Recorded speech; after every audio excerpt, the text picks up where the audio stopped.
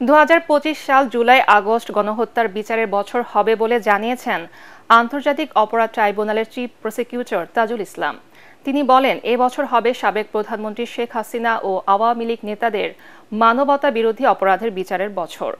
ট্রাইব্যুনালে নতুন বছরের শুভেচ্ছা বিনিময় শেষে গণমাধ্যমকে তিনি এসব কথা বলেন। আরও জানাচ্ছেন হুমায়ুন চিশতি। জবাব দিবেন এবং সেটাকে কিভাবে নতুন বছরের শুভেচ্ছা বিনিময় করে চিফ প্রসিকিউটর তাজুল ইসলাম বলেন, একটি রক্তাক্ত বিপ্লবের মধ্য দিয়ে দেশে নতুন সূর্যোদয় হয়েছে।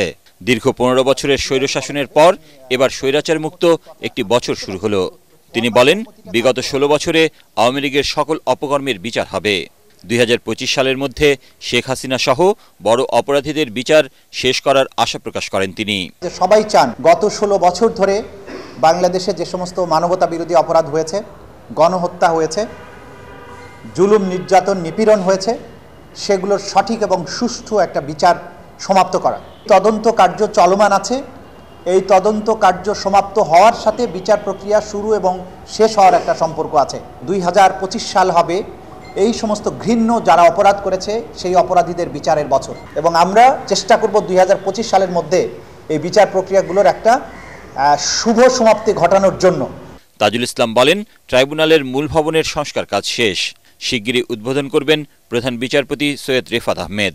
আমরা মাননীয় প্রধান বিচারপতির কাছে গিয়েছিলাম যে তিনি যদি এখানে এসে একদিন সময় দেন আমাদের এটা উদ্বোধন করার জন্য আনুষ্ঠানিকভাবে, সেই ব্যাপারে উনি ইতিবাচক সাড়া দিয়েছেন। ওনার সম্মতি পাওয়া মাত্রই, অর্থাৎ আগামী কয়েকদিনের মধ্যেই এখানে আমরা আনুষ্ঠানিকভাবে উঠে যাব এবং পরবর্তী যে বিচারিক প্রক্রিয়াগুলো সেটা এই আদালত ভবনেই নতুন করে চলতে শুরু করবে ইনশাআল্লাহ। সাবেক প্রধানমন্ত্রী শেখ হাসিনাকে ফিরিয়ে আনা প্রসঙ্গে চিফ প্রসিকিউটর বলেন, তাকে ফিরিয়ে আনা রাষ্ট্রীয় সিদ্ধান্ত। এটা রাষ্ট্রকে জিজ্ঞাসা করতে হবে, পররাষ্ট্র মন্ত্রণালয় এটা জবাব দিতে পারবে যে রাষ্ট্রীয়ভাবে কি ব্যবস্থা নেওয়া হবে। এটা চিফ প্রসিকিউটর জবাব দেওয়ার জন্য সঠিক ব্যক্তি নন। অন্য রাষ্ট্র থেকে অপরাধীকে ফিরিয়ে আনার যে চেষ্টা, সেটা ভিন্ন রাষ্ট্র, যে রাষ্ট্রের কাছে চাওয়া হয়েছে তারা কি ধরনের রিয়াকশন দেখাবেন, কি জবাব দিবেন এবং সেটাকে কিভাবে মোকাবেলা করা হবে, এটা রাজনৈতিক সিদ্ধান্ত এবং রাষ্ট্রের কাজ। এটা চিফ প্রসিকিউটর অফিসের কাজ নয়। এদিন শাহবাগ থানার মামলায় গ্রেপ্তারকৃত পুলিশ কনস্টেবল সুজন হোসেনকে 12 জানুয়ারি হাজির করার নির্দেশ দিয়েছেন ট্রাইব্যুনাল।